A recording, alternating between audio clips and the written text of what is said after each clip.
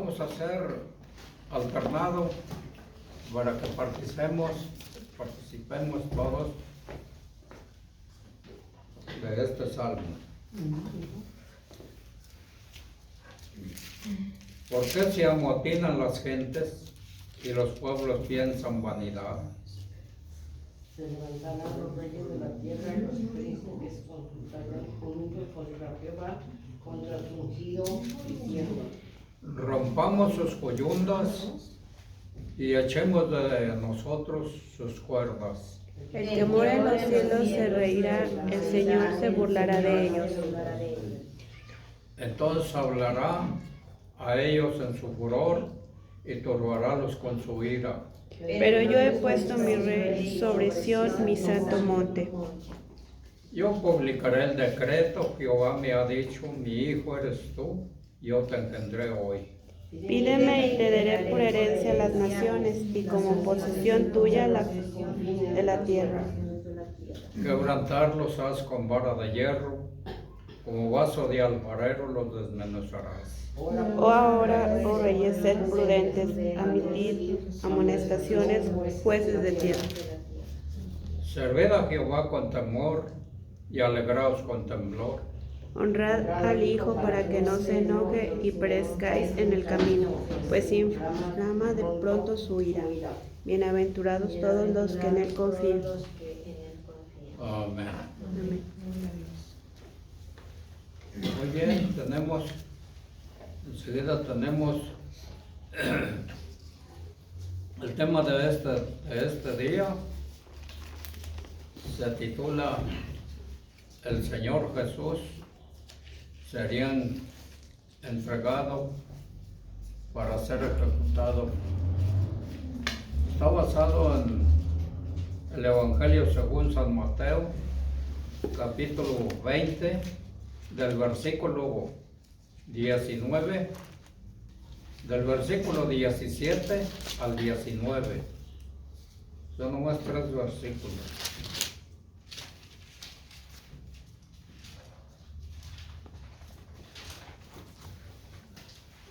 Mateo.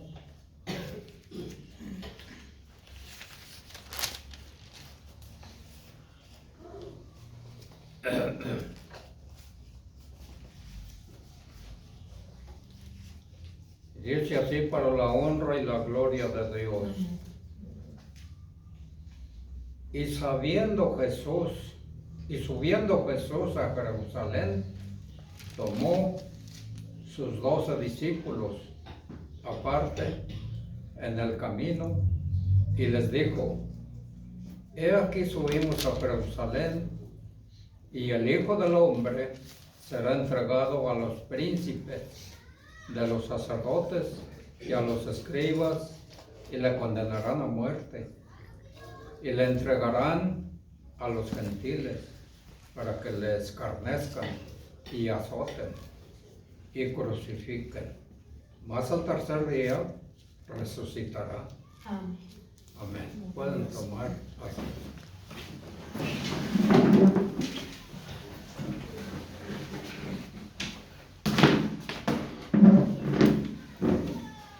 Como vemos a través de la palabra de Dios en esta parte de Escritura, vemos cómo el Señor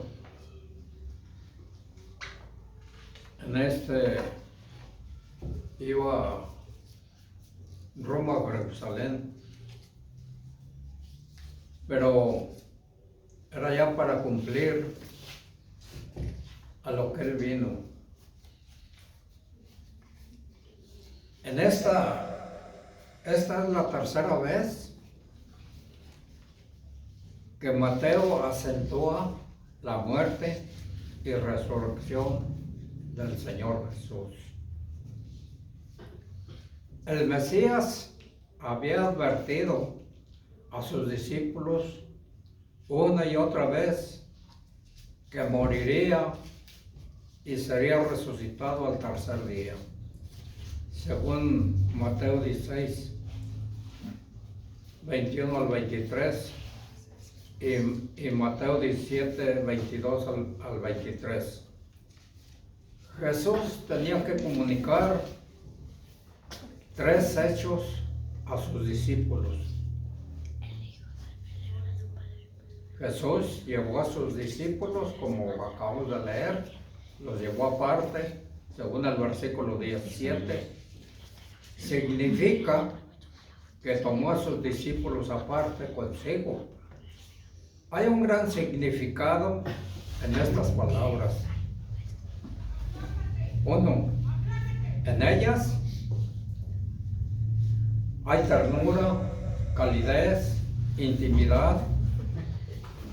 Quería y necesitaba que estuvieran cerca de él, a su lado. Necesitaba sentir y percibir la presencia de ellos. Sentir particularmente que estaban con él. Al subir a Jerusalén para encarar la muerte, también ellos necesitaban la presencia suya, que estuviera al lado de ellos y sentir lo que él sentía. Los recuerdos de esto los ayudaría a encarar las pruebas que les esperaban. 2. Había una tremenda presión y tensión en la atmósfera misma que los rodeaba. Estaba cargada de una pesada nube. Parecía pender sobre su cabeza. El Señor parecía ser consumido por profundos pensamientos. La clase de pensamientos que acelera el ritmo de una persona, tensa sus músculos y la expresión de su rostro. No se puede sobreestimar la presión de aquellos momentos que estaban pasando. Marcos, el apóstol, lo expresa bien en su libro. Marcos 10, 32. Y estaban, dice él, en el camino subiendo a Jerusalén, y Jesús iba delante de ellos, y se apartaban y le seguían con miedo.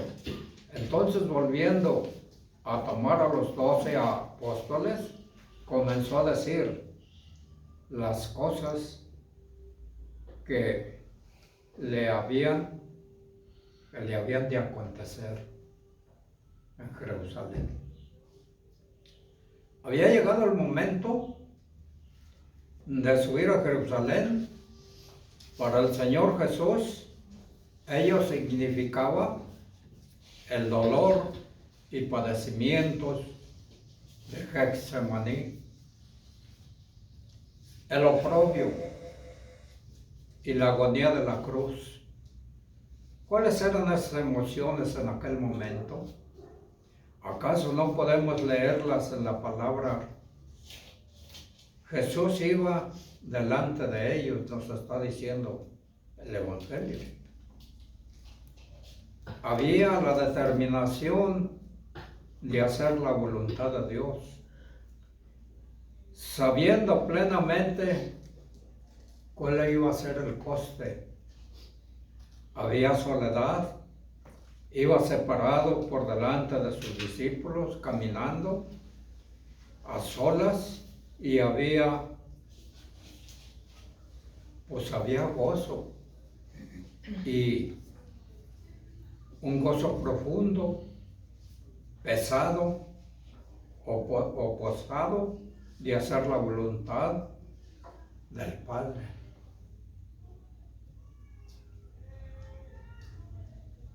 y la perspectiva gozosa de la gloria venidera para el pecador, para los pecadores.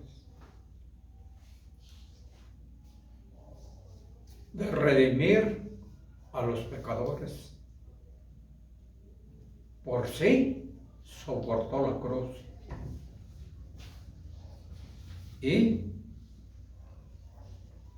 dos acontecimientos muestran la intensidad de la expresión que debe haberse acumulado en aquella ocasión, la experiencia en el Getsemaní, como que ya había pasado, donde la expresión fue tan intensa que Cristo sudó grandes gotas de sangre en Getsemaní. Según nos dice Lucas 22:44, y estando en agonía, oraba más intensamente, y fue su sudor como grandes gotas de sangre que caían hasta la tierra. La experiencia de la cruz, donde Cristo sufriría por los pecados del mundo, soportando hasta el extremo todo el dolor posible para un corazón y una mente y un cuerpo. Primero de Pedro 2:24, el cual mismo llevó nuestros pecados, dice Pedro, en su cuerpo sobre el madero, para que nosotros, siendo muertos a los pecados, vivamos a la justicia por la herida del cual habéis sido sanados. Los sufrimientos del Señor Jesús fueron no solo ejemplares, sino también expiatorios. No podemos imitar sus sufrimientos a este respecto. Pedro no sugiere que debamos hacerlo. Más bien el argumento parece ser así. La agonía del Salvador no fue causada por sus propios pecados. Allí debemos ver eso, porque él fuera un pecador. Pues a los que crucificaban en la cruz era porque eran pecadores, a los que les daban ese castigo de la cruz. Y porque él no tenía ningún pecado. Él fue a la cruz por nuestros pecados. Amén. Que fue clavado en la cruz. Por cuanto él ha sufrido por nuestros pecados, una vez por todas, no deberíamos dejarnos llevar a la posesión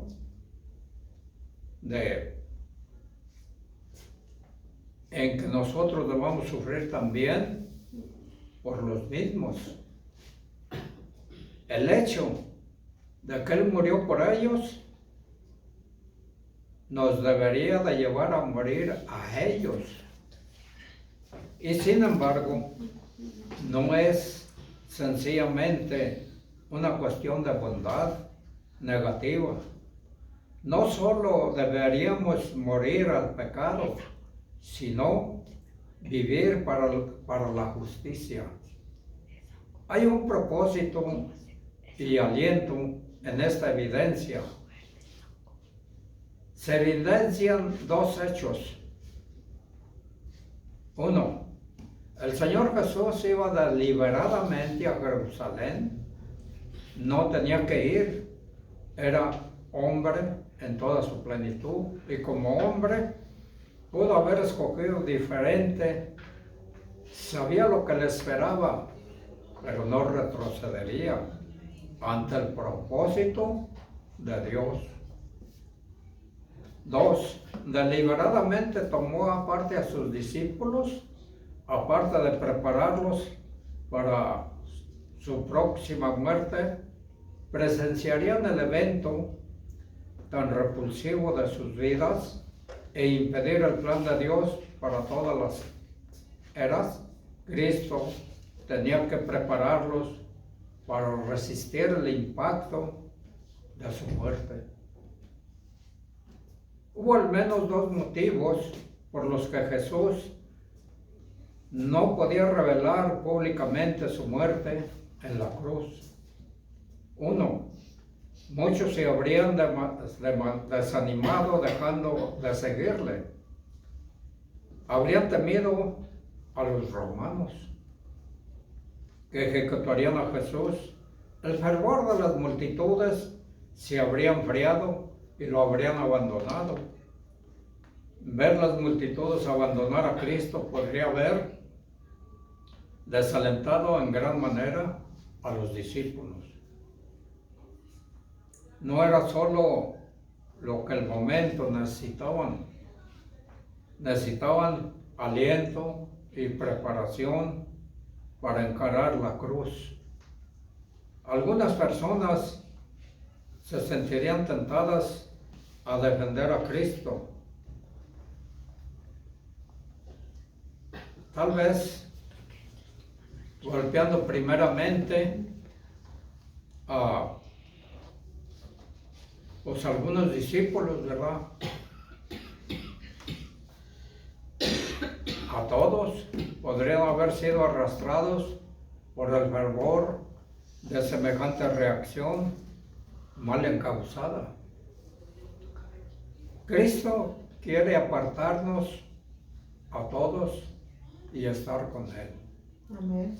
Uno, quiere tener momentos de ternura, calidez,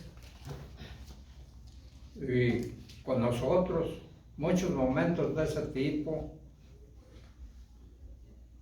Apocalipsis 3:20 nos dice el escritor: he aquí, yo estoy a la puerta y llamo. Si alguno oyere mi voz y abriere la puerta, entraré a él y sanaré con él y él conmigo. Amén. Quiere atraernos a estar más cerca de él en tiempos de presión y tensión. Efesios 4:6-7. Por nada estéis afanosos, sino sean notorias vuestras peticiones delante de Dios en toda oración y ruego, con nacimiento de gracias, y la paz de Dios, que sobrepuja todo entendimiento, guardará vuestros corazones y vuestro entendimiento en Cristo Jesús. Amén. Quiere acercarnos a Él a efectos de alentarnos de oír del propósito de Dios y a estar más y más preparados para proclamar su muerte. Quiere que seamos fortalecidos contra el impacto de ser rechazados, ridiculizados, abusados y aún perseguidos al ir a cumplir el propósito de Dios. Hay momentos para ministrar a las multitudes, momentos para no ministrarles. La multitud no estaba muy dispuesta a oír acerca de la muerte de Cristo. La gente tiene que ser nutrida progresivamente. No todos han alcanzado nivel de crecimiento espiritual y madurez espiritual. Algunos son nuevos en Cristo, todavía no están afirmados en las cosas básicas, no están listos para encarar para la carne de la palabra. Primera de Pedro 1, 2 y 3. Desead como niños recién nacidos la leche espiritual sin engaño, para que por ella crezcáis en salud. Si empero habéis gustado que el Señor es benigno. Algunos todavía no han sido regenerados, están en la iglesia, pero no son seguidores de Cristo. No tienen interés en Cristo. Serían ofendidos por la cruz de Cristo. Jesús sería traicionado y entregado para ser perseguido, según el versículo 18. El traidor no es nombrado. Sin embargo, note las palabras entregado. La frase significa librado en manos de. Es la misma palabra griega traducida con entregarán del versículo siguiente. ¿Quién entregaría a Jesús para ser perseguido y ejecutado? Jesús no nombró a la persona. Las Escrituras enseñan que tres clases de personas entregaron a Jesús para ser crucificado.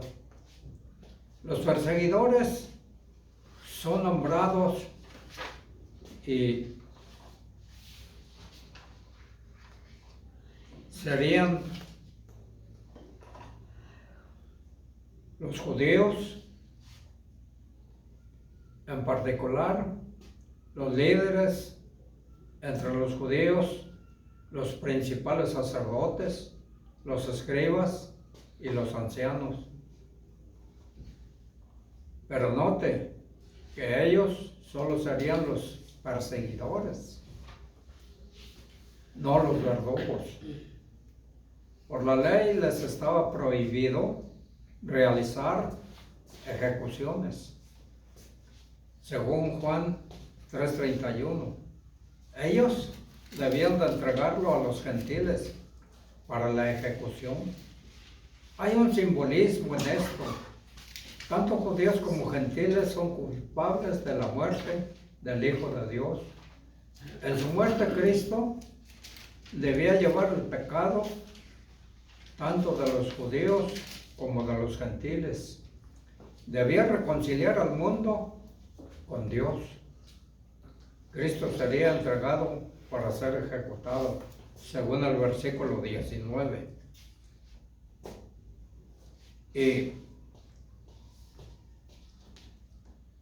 el Mesías sería entregado a los gentiles para ser torturado, ejecutado. Note las tres formas de tortura que se mencionan. 1. Burla, ridículo, desprecio, humillación, desafío y escarnio. 2. Castigo, ser golpeado mediante una vara o látigo con puntas de metal o de hueso en sus extremos. Si aplicaban 39 o 40 azotes. El propósito de los azotes era infligir severo dolor. Crucifixión. 3. Crucifixión. En cuanto al terrible sufrimiento de la cruz, Jesús llevó los pecados del hombre, sufriendo al grado extremo del dolor en un sentido absoluto. Bueno, mentalmente, mientras era torturado, su mente estaba fija en los motivos por los cuales sufría. Pensaba en el pecado del hombre y en el problema que el pecado había causado a Dios. Imagínense el pecado del mundo, su enormidad y terror consumiendo la mente de Cristo. Mentalmente estaba sufriendo al grado extremo. Espiritualmente su corazón estaba roto. Aquellos que había amado tanto estaban cometiendo un pecado tan horrendo que escapaban a todo lo imaginable. Se estaban rebelando tanto contra Dios que estaban dando muerte al Hijo de Dios. Al propio Hijo de Dios le estaban dando muerte. Su pueblo, el pueblo de Dios, el pueblo escogido, ese pueblo le estaba dando muerte al Hijo de Dios. Marcos 15:34, y a la hora de nona exclamó Jesús a gran voz, diciendo, Eloí, Eloí, lama sabacthani, que declarado quiere decir, Dios mío, ¿por qué me has desamparado? Estaba comenzando a soportar, e iba a soportar el juicio, la condenación y el castigo. Y merecido por el hombre. Es decir, era el hombre el que merecía ese castigo, el pecador merecía ese castigo. Iba a soportar el dolor espiritual, el dolor absoluto, la ira de la santidad de Dios contra el pecado. Sería descargada sobre él. Isaías 53:6. Todos nosotros nos descarriamos como ovejas, cada cual se apartó por su camino, mas Jehová cargó en él el pecado de todos nosotros, dice el profeta Isaías. Físicamente su dolor sería tanto mayor por la presión mental, espiritual, que soportaba él mismo. Al mismo tiempo, también es cierto que cuando es mayor la burla en el corazón del perseguidor, más cruelmente tortura a su víctima. La corona de espinas, el manto real, la excesiva burla de los soldados romanos, el hecho de que Cristo afirmara ser el Hijo de Dios, incentivo a los pecadores a infligir mayor castigo y tortura. Jesús sufrió el grado supremo del dolor y lo hizo por nosotros. Amén, gloria a Dios. Este hecho debería rompernos el corazón, pero raras veces lo hace. ¿Por qué? Porque tampoco nosotros pasamos tiempo meditando su muerte. Y de entre nosotros que lo hacemos en un porcentaje aún menor, le dedica ni cercanamente el tiempo que debería. Resucitaría de la muerte. Ya lo estaba declarando a sus discípulos, según el versículo 19. El Señor Jesús resucitaría de los muertos. Al mencionar la resurrección, en la misma discusión sobre su muerte, Cristo alcanza tres objetivos. Uno, al predecir la resurrección, volvió a grabar en la mente de sus discípulos este próximo acontecimiento. Los discípulos tienen que recordar siempre la resurrección. La muerte de Cristo no fue la última palabra.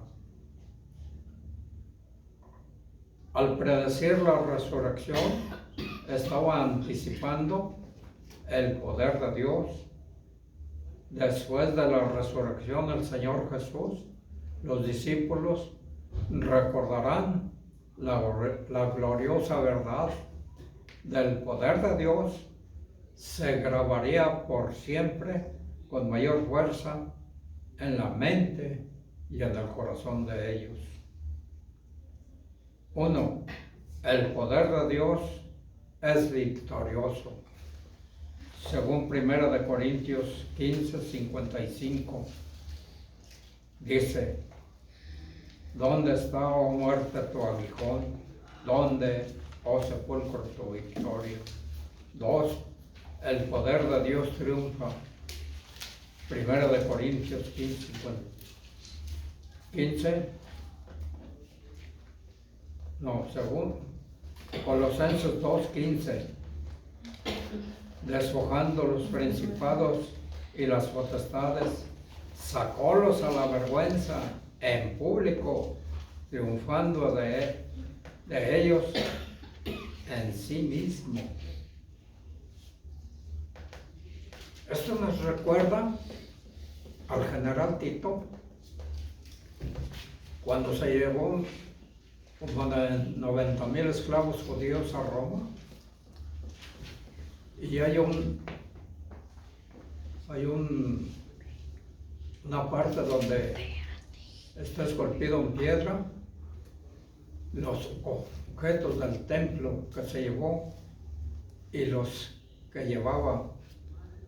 Así Cristo Jesús iba en un caballo blanco, y así Cristo Jesús, lo que nos está diciendo aquí, como nos lo está diciendo en el versículo 2, despojando a los principados y las potestades, sacólos a la vergüenza, en público triunfando en ellos, en él mismo. Es decir, a Satanás, todas las huestes satánicas, triunfó el Señor con su muerte. 3. El poder de Dios es conquistador. Según vemos en Romanos 8:37 al 39.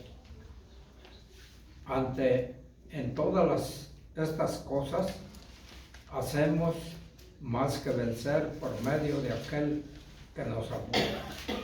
Por lo cual estoy cierto que ni la muerte, ni la vida, ni ángeles, ni principados, ni potestades, ni lo presente, ni lo porvenir, ni lo alto, ni lo bajo, ni ninguna criatura nos podrá apartar del amor de Dios que es en Cristo Jesús, Señor nuestro. Amén. Gloria a Dios. Dice el apóstol.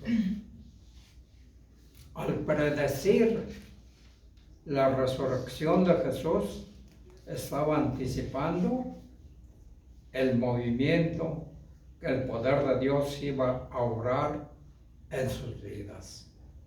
Amén. El Señor les bendiga.